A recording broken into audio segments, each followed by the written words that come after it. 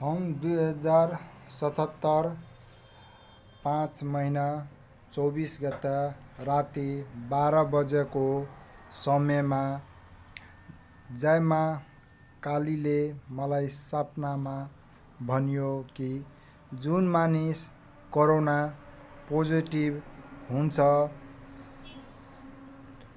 त्यसको रगतबाट नेगेटिभ हुन्छ, उस मानिसको रगतबाट दबाई बनाउन सकिन्छ भन्यो।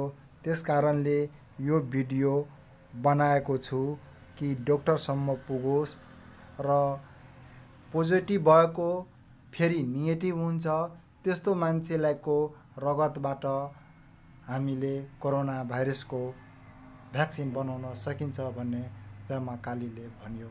नमस्कार। अखन जी अपने देखलो या जो यदि नीक लगल तो सब्सक्राइब और शेयर करेला नहीं भूलो।